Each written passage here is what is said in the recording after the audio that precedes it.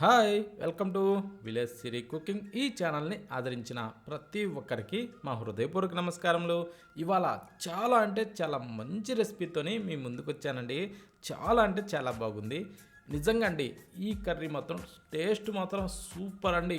ఇలా చెయ్యండి గోంగూరతోని, మీరే అంటారు ఏంది ఇంత బాగుందని. ప్రతి ఒక్కరికి ఖచ్చితంగా నచ్చి తీరుతుందండి. ఈ విధంగా కర్రీ చేయండి, టేస్ట్ మాత్రం సూపర్ అంటే సూపర్ అండి. ఈ విధంగా చేస్తే ప్రతి దానిలో కూడా అదిరిపోద్దండి. ఓకేనా? ఇప్పుడు దీన్ని ఎలా చేయాలో ఒక్కసారి చూసేద్దామా. ముందుగా మనం గోంగూరను తీసుకునేసి దాన్ని శుభ్రంగా ఇలా కాడలు లేకుండా ఆకులు రెల్లి శుభ్రంగా కడిగి పెట్టుకోవాలండి. ఆ తర్వాత దీని గురించి మిల్ మేకర్లు అండి. ఈ మిల్ మేకర్లో నేను చిన్నగా ఉండేటివి తీసుకున్నాను.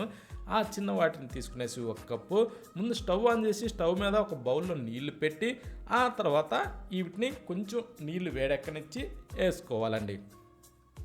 వేసిన తర్వాత ఇప్పుడు ఆ ఉడికి నీటిలో ఏంటంటే ఇవి ఒక 10 నిమిషాలు అలా మగ్గనివ్వాలండి ఈ మిల్ మేకర్లని. ఓకేనా? ఇవి కొంచెం అలా మగ్గిన తర్వాత తీసి చల్లటి నీళ్ళల్లో వేసేసుకోవాలి.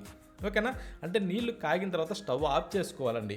ఆఫ్ చేసిన తర్వాత ఆ వేడి నీటిలో వేసి ఒక 10 నిమిషాలు మగ్గనిచ్చి మళ్ళీ అవి తీసి చల్లటి నీటిలో వేసిన తర్వాత ఈ విధంగా నీటిని బాగా పిండాలండి. అంటే ఈ మిల్ మేకర్లు ఏదైతే ఆ చల్లటి నీళ్ళలో వేసామో వాటిని ఇలా బాగా రసం వచ్చేలాగా పిండేసి ఇలా పొళ్ళుగా చేసి రెడీ చేసి పెట్టుకోవాలి. ఈ విధంగా అయిన తర్వాత ఇప్పుడు మనం ఒక బౌల్లోకి గోంగూరని తీసుకోవాలి.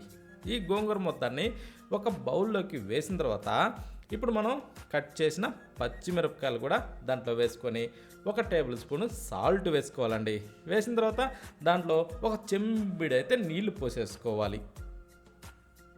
పోసిన తర్వాత ఇప్పుడు స్టవ్ ఆన్ చేసి స్టవ్ పైన ఈ బౌల్ని అయితే పెట్టేసుకునేసి ఇలా బాగా ఉడికించుకోవాలండి. ఇప్పుడు కొంచెం ఉడికిన తర్వాత ఇలా తిరగేసుకుంటూ ఈ గోంగూరను అయితే మెత్తగా ఇలా గుజ్జులాగా పేస్ట్ లాగా అయ్యే విధంగా మంట సిమ్లో పెట్టుకునేసి ఇలా బాగా ఇలా ఉడికించుకోవాలండి. చూడండి ఈ టైప్ రావాలి. ఇలా వచ్చిన తర్వాత ఇప్పుడు స్టవ్ ఆఫ్ చేసేసుకోవాలండి. స్టవ్ ఆపిన తర్వాత ఆ వేడి మీదనే ఒక ముద్దగా తీసుకునేసి ఇలా గుజ్జులాగా దీన్ని ఎనిపేసుకోవాలండి. ఆ వేడి మీద అనేది సింపుల్గా మెత్తగా పేస్ట్ టైప్లో ఇలా రెడీ అయిపోతుందండి. చూడండి ఇలా సింపుల్గా దీన్ని ఎనిపేసుకోవచ్చు. ఆ టైప్లో అది వేడి మీద ఇలా చేస్తేనే ఇలా మెత్తగా పేస్ట్ టైప్లో అయిపోతుంది. చల్లారిందంటే మాత్రం కొంచెం ఈ పచ్చిమిరపకాయ అవి నార సాగుద్దండి. ఇప్పుడు దాన్ని పక్కన పెట్టేసి స్టవ్ మీద మరొక ప్యాన్ అయితే పెట్టుకునేసి దాంట్లో ఒక 2 గంటలు ఆయిల్ వేసుకోవాలి. వేసిన తర్వాత దాన్ని కొంచెం వేడెక్కనిచ్చి ఇందాక మనం నీటిలో పిండి పెట్టుకున్న ఈ మిల్ మేకర్ని దాంట్లో వేసేసుకోవాలి. ఆయిల్లో వేసిన తర్వాత వీటిని ఇప్పుడు మనం సన్న మంట మీద మంచి కలర్ వచ్చే విధంగా, అంటే గోల్డెన్ బ్రౌన్ కలర్ వచ్చే విధంగా ఈ విధంగా ఫ్రై చేసుకోవాలండి ఈ ఆయిల్లో. ఓకేనా? ఈ మిల్ మేకర్ని ఈ టైప్లో మంచి కరకరలాడే విధంగా ఫ్రై చేసి ఇప్పుడు వీటిని ఒక బౌల్లో వేసుకునేసి అదే ఆయిల్లో తాలింపు గింజలు 1 టేబుల్ స్పూన్ వేసి వీటిని కూడా కొంచెం అలా వేగనిచ్చుకోవాలి. అలా వేగిన తర్వాత కట్ చేసిన ఉల్లిపాయ ఒకటి దాంట్లో వేసుకునేసి అది సన్నగా పొడవుగా కట్ చేసి వేసుకునేసి దాన్ని కూడా మంచి కలర్ రానివ్వాలండి, ఇలా గోల్డెన్ బ్రౌన్ కలర్. ఆ తర్వాత అల్లం వెల్లుల్లి పేస్టు 1 టేబుల్ స్పూన్ వేసుకొని దాన్ని కూడా మనం పచ్చి వాసన పోయేదాకా వేగనిచ్చి 4 రెమ్మలు కరివేపాకు దూసి దాంట్లో వేసేసుకోవాలి. వేసిన తర్వాత దాన్ని కాస్త చిటపట్లాన్నిచ్చి కట్ చేసిన టమోటాలండి ఒక 2. ఇప్పుడు అవి వేసిన తర్వాత సాల్ట్ 1 టేబుల్ స్పూన్ వేసి ఇలా కిందకి మీదకి తిరిగేసుకొని మూత పెట్టి వాటిని ఒక 2-3 నిమిషాల పాటు ఇలా మగ్గించుకోవాలండి. చూడండి ఇలా సింపుల్గా కూలబడిపోతాయండి టమోటాలు. ఇలా మగ్గిన తర్వాత ఇప్పుడు దీంట్లో చిటికెడు పసుపు, ధనియాల పొడి, గరం మసాలా ఇవి 3 వేసిన తర్వాత కారం అండి, అది ఒక 2 టేబుల్ స్పూన్లు వేసుకునేసి అది స్పైసీ మనకు తగ్గట్టుగా. ఓకేనా? ఇప్పుడు దీన్ని ఇలా కలుపుతూ మంచి కలర్ వచ్చేదాకా, అంటే దీంట్లో ఆయిల్ రిలీజ్ అవ్వాలండి, ఆ టైపు దీన్ని మనం బాగా వేగనిచ్చుకొని ఇందాక ఎనిపి పెట్టుకున్న ఆ గోంగూరని ఇందులో వేసేసుకోవాలండి. ఆ గోంగూర పేస్టు దీంట్లో వేసేసుకున్న తర్వాత ఇప్పుడు దాన్ని కూడా ఇలా బాగా తిరగేసుకుంటూ బాగా మిక్స్ చేసుకోవాలి.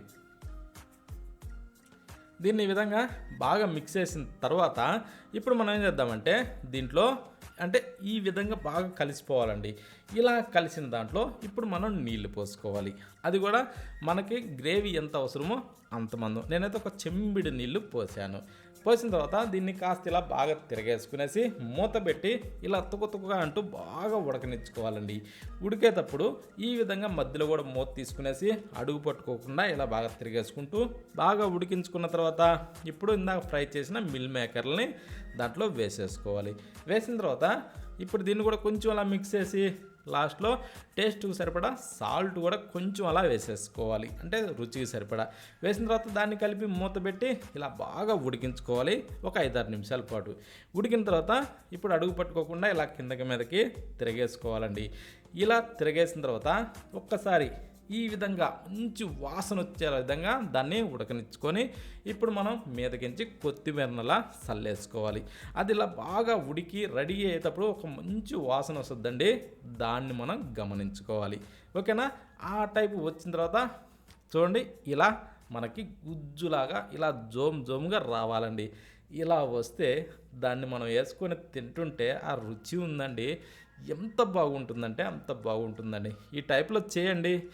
ఈ విధంగా చేస్తే నచ్చని వాళ్ళంటూ ఎవ్వరూ ఉండరండి, మీరే అంటారు చాలా అంటే చాలా బాగుంది, ఈ టైప్లో ఖచ్చితం చేసుకోవాలని. ప్రతి ఒక్కరు కూడా ఇలా ట్రై చేయండి.